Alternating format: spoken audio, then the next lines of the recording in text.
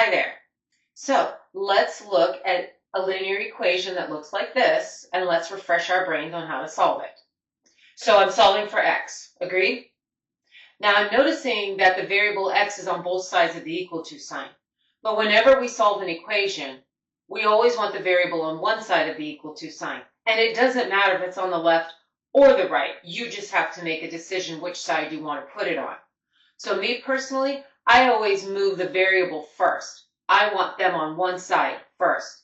So I'm going to bring everything to the left, only because I can see that the result will be a positive variable value. Okay? So this x needs to move. There's an imaginary plus sign in front of it, or a positive sign in front of it. Let me put it that way, because there's nothing else. There's no other term in front of that x.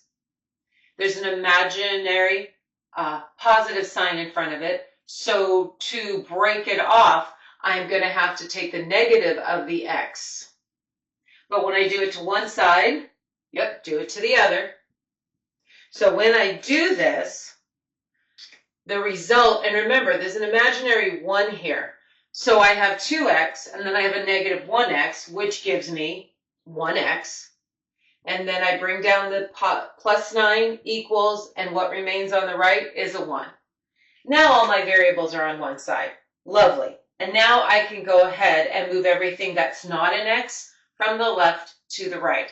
So this plus 9, we have to subtract 9, as you already know, to both sides. Yep, I hear you out there, like reminding me, which is good. It's always good to have you remind me. So the plus 9 and the minus 9 cancel. I'm left with x equals, stay off the calculators, 1 minus 9. Good, negative 8. Excellent. Okay. I have some examples to follow that I want you to do on your own. Okay, and yes, there will be a video on the how I worked them out in case you want to see the answers.